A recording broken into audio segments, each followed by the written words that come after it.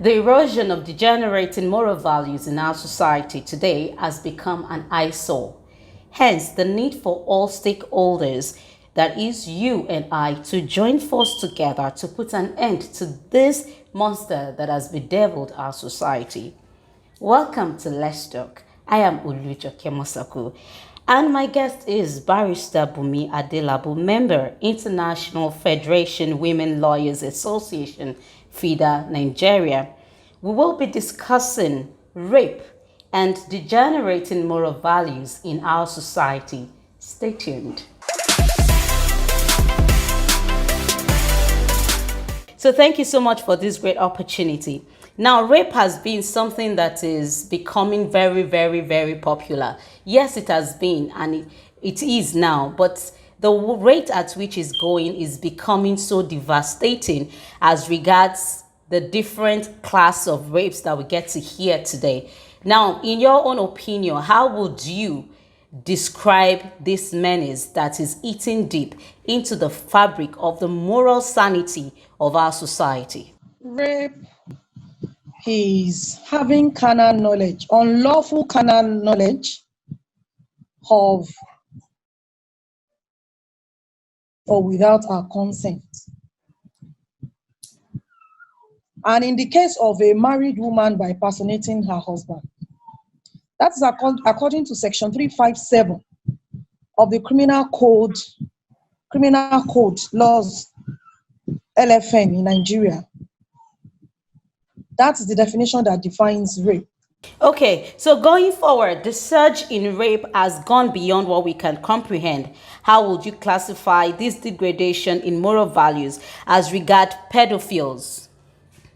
And when we talk about pedophiles, you know the latest development as regards the 3-month-old baby that was raped, 4-year-old, and all of that. This issue of pedophiles in our society is because we don't have stringent punishments for offenders.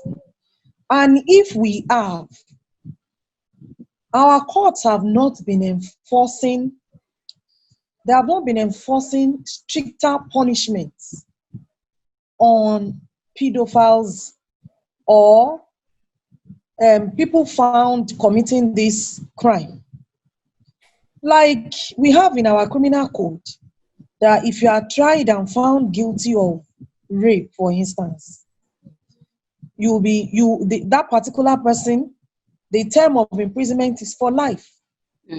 While an attempt is just for 14 years. An attempt is just 14 years. Yes, an attempt to commit rape by virtue of section 358 of the Criminal Code, Laws of the Federation, 2004. An attempt to commit rape is 14 years imprisonment.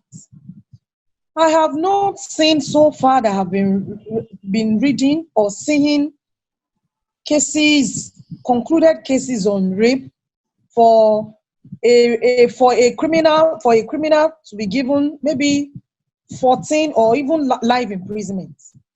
From my own point of view, I would say that the imprisonment or the sentence is not stringent or strict enough. And that is why victims of rape and their families, when they give them the option of settling, they go for monetary compensation. Why would they do that? Is it that it's not hurting enough? The majority do that because a victim of rape is not protected in our law. Also, why would a victim of rape conduct her case in open court? The identity is not protected, and there is a stigma that comes with it. So instead of the family to succumb to them, you want to go and spoil our family names, or you want to put a stain on our family names by going to the court to give evidence that you have been raped, and at the end of the day, you will not see a man to marry you. They stoop so low to settle with the offender. And they will end everything like that because they don't want the girl to be stigmatized, because they know in that particular locality, she can never get a man to marry her. Lately, I actually saw on, it's actually trended, the issue of the 3-month-old baby that was raped by an adult, and she had to go through a series of operation or something to make sure they get her better and all. Do you think the operation that has been done and all of those things will actually solve the problem that has been created by this unscrupulous element? Well, to an extent, simply because the baby is still very small. But if the baby, the innocent baby, does not know the extent of what has been done to her, the trauma that the mother will be going through or the father. I put myself in their shoes. I put myself in the shoes of a parent. And when it comes to rape, there is no excuse, there is no justification for it. Nobody should give an excuse that this is what pushed me into it. The baby later, maybe at that age, at that stage, with the operations, may not have much side effects. But the mother and the father is what I'm looking at. They are going to pass through a lot on behalf of that baby. Now, let me pause you there. As a female lawyer, who I can see your passion and the pain, even as a mother. Now, the most painful part of this is the fact that we also have some victims that haven't been raped. They were also killed. Now, as a woman lawyer and as a lawyer without a gender, what is the law doing about this to actually, like you said, that no matter the sentence is still not enough? What are those things that you as an organization, as an NGO in the law firm, doing to actually bring this to an end? Do you think it can be eradicated with whatever you people have in mind to do? Aside the riot, the protest, all of those things, rape, I've seen a lot. I think I went to your website and I saw a couple of events that you people have been doing as regards rape. I believe this issue of a girl being raped and killed in the process can be eradicated if and only if the sentence is death on the victim, not life imprisonment. If and only if our government can execute death warrants. If 1 or 2 persons have been killed, tried, convicted, sentenced to death on this issue of rape, it would have reduced. But the problem now is a victim of rape in the event was killed. When you get to court, the onus is on the prosecution to prove the case beyond reasonable doubt. At that stage, the family of the victim, they have lost in so many ways. Some would not want to come to court. Some would come to court, and questions they are being asked, they will feel so bad that even when the evidence is overwhelming, they can see the corpse, they can see where it is buried, and you still expect, even though our law says, he who asserts must prove. I don't think when it comes to rape and death, the victim or the prosecuting counsel should suffer the more, trying to prove the offense beyond reasonable doubt. When it is obvious, the evidence is clear. That's it. When it is obvious. I don't believe the prosecution should go through the rigors of trial as if it is not clear to everybody in the society that the victim, after being raped, was killed in the process. And at the same time, if after being raped, she was killed and that person was convicted, the court will only pass a death sentence. But from my own understanding, no death sentence so far has been executed. The victim is late. The perpetrator, the defendant, the accused person is in prison, still eating his 3 square meal.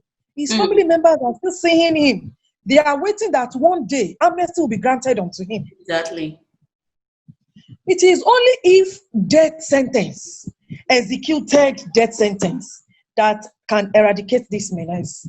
And another thing is castration of sincerely,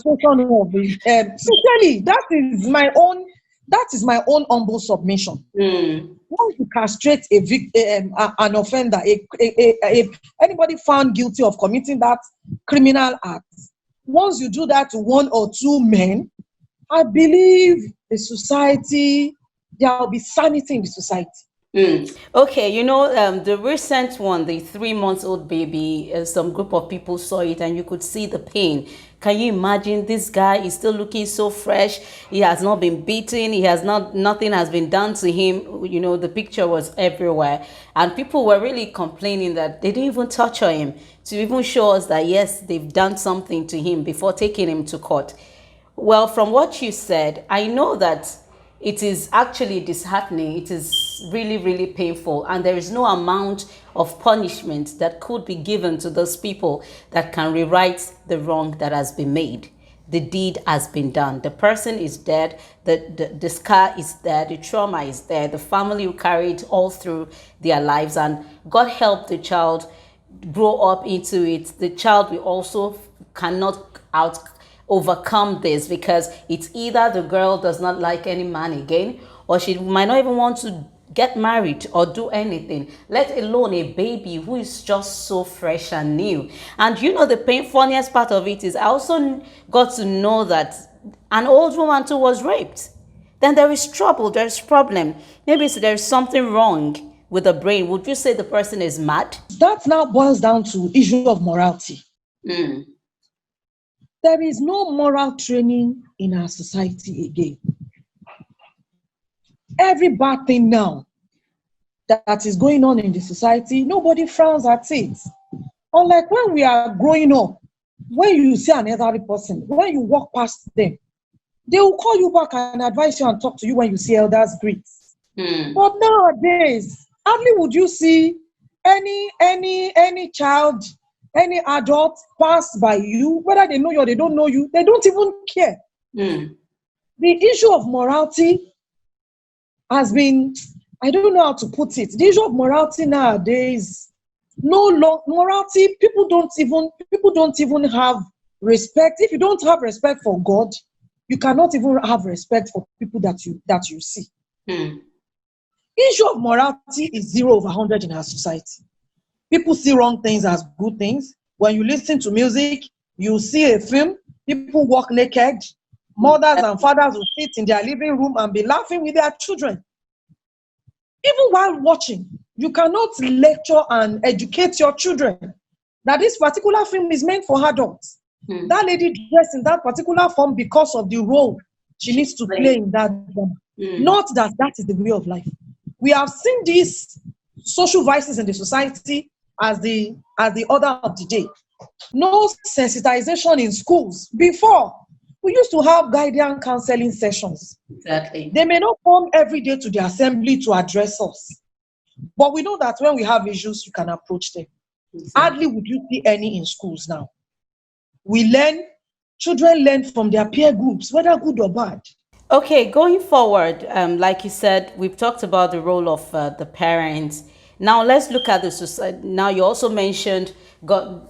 Then when you're passing by, in fact, even your teacher, parents, I remember then parents will tell you, if you do anything wrong, I'm going to report you to your teacher. And we'll all fidget and you'll be fearful. But now, even parents will scold teacher for the child.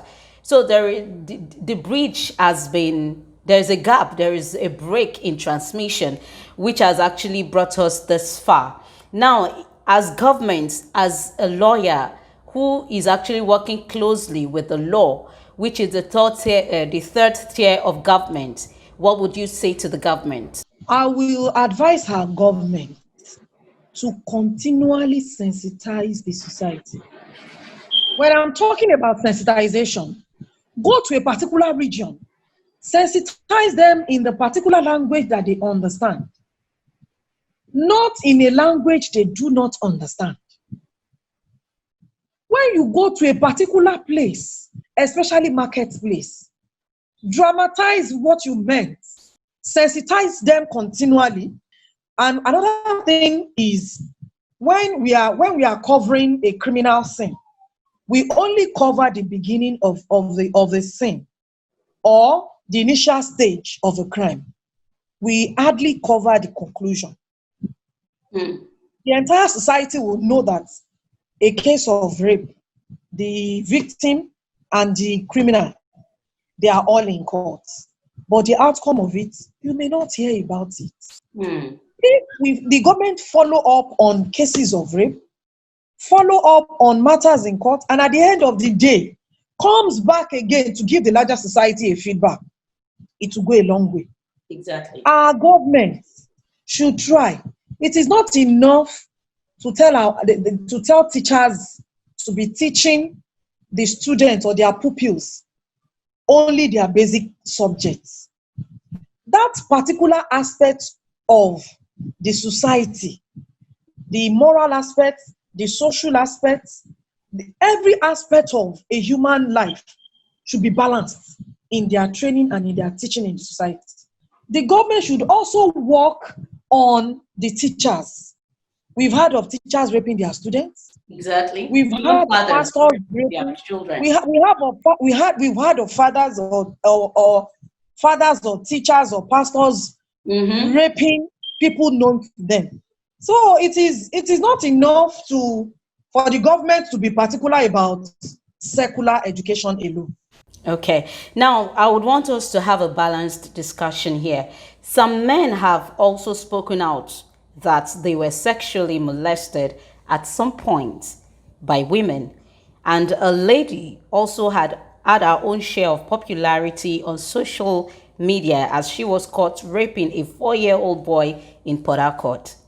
Now, I know women or girls are the victims of the 99.9% rape cases, but in order, like I said, to have a balanced discussion, not ruling out the fact that boys are also victims of this dastardly act, what then should be done to get back our sanity?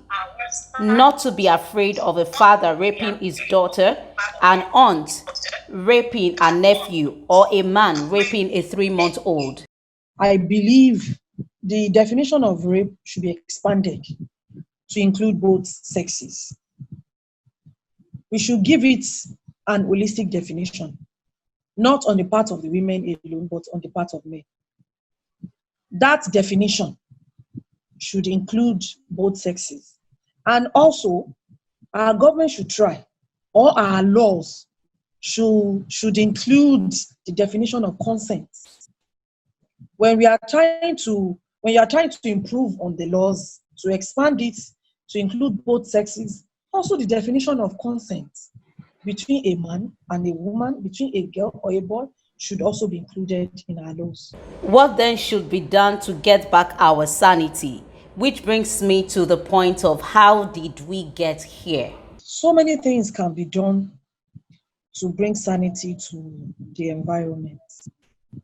I believe the government has its role to play, and the family has its role to play, and the society has its role to play. Let me start from the family. We should learn to teach our children the way of God. By teaching them, we are building their conscience. I believe it is a man that does not have conscience or fear of God that goes to rape a 3-month-old baby.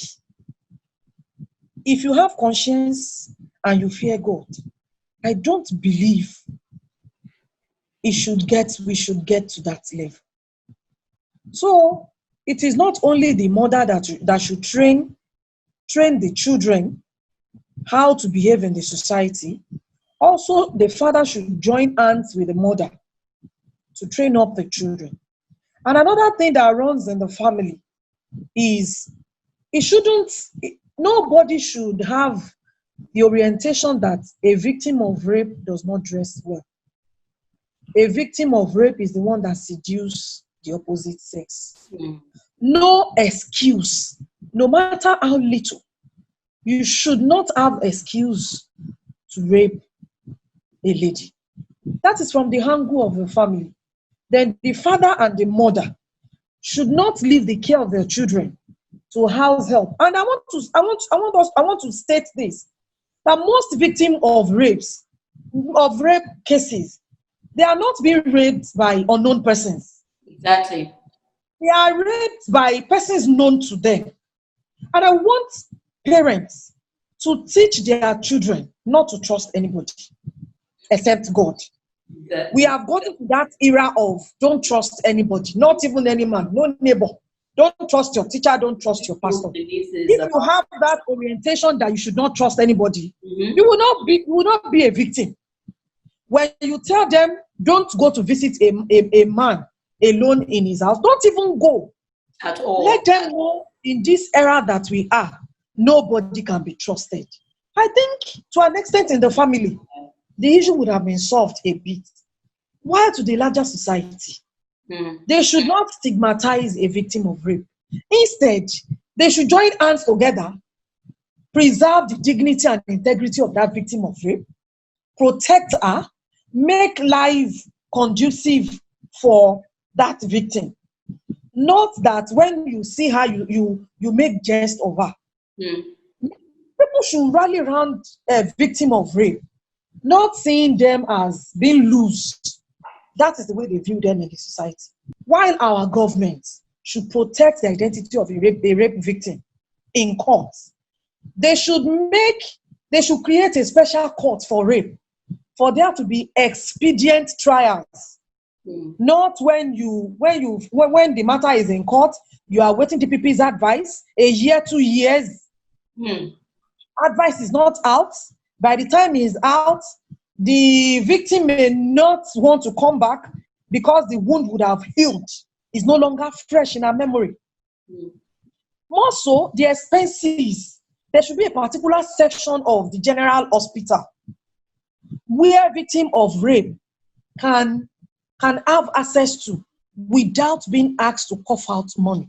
Yes, just on a final note, I would just want you to also shed more light on this issue of mother, father kind of undressing before their children. Maybe a man wears a boxer and is not fully kitted. The boxer is not tight enough to cover his body, and you see him loose like that, and you have a girl child around, or the mother tying wrapper everywhere, or you want to get to the bathroom and you just undress casually, carelessly before your child. I think that's also something. It's real life pornography, not until when they go to the social media or the internet to actually watch it, they see it live and direct from their home, from their parents. What do you have to say to parents who are very careless with this? We also saw recently a lady who took a nude picture with her son. It's really, really annoying, really. I know they've cautioned that, but I just want us to, this is what we see. What about those ones we don't see that is being done in our homes by our parents who are very careless? Mothers, fathers, our behavior, the way we dress, it goes a long way to tell us what and who our children will become in future. If a mother dressed scantily, what you expect from her daughter is that she will at a particular point in life, she will dress scantily. So also the father. That is why I said this issue of rape, the society has a role to play, the family and the government. This father and mother of a thing, it has gotten to a stage that when the mother lacks home training, what do you think that particular lady? I believe marriage does not change a woman. It's the fact that you are married today does not change the way your orientation, the way you dress, the way you do things. Because people will say, okay, now that she's married, at least to an extent, our dressing will change. I say no, it does not change it. Marriage does not change it. The only thing is we should continue to tell the fathers and the mothers that you are the mirror that your children are watching. If you are telling them don't dress scantily, you to be a teacher by example. The essence of parenting is you telling them as your mother, this is the way of life. And you don't parent, or let me use that word. You are not a parent by words alone. You are a parent by your acts, by what you wear, by the way you look, by the way you talk, by the kind of friends you keep. So I just want parents to be more careful. Thank you so much, Barrister Bumi Adelabo. It's indeed a great privilege and honor to have you join me on the show today. And to you out there, please do yourself a favor by avoiding, as parents precisely, try not to go naked before your children. Wives, try to satisfy your husbands, and husband, try to satisfy your wives. And to you out there who feels raping babies, raping girls, raping an elderly person is actually the in thing, my dear, I need you to watch it, because that's a very grave mistake and it's going to cost you a lot. Do me a favor once again, please try to subscribe to my YouTube channel. Follow me on Instagram. You'll get to hear, you get notified whenever we upload another video. I hope you enjoy this one. Until next time, I remain Olujoke. Bye.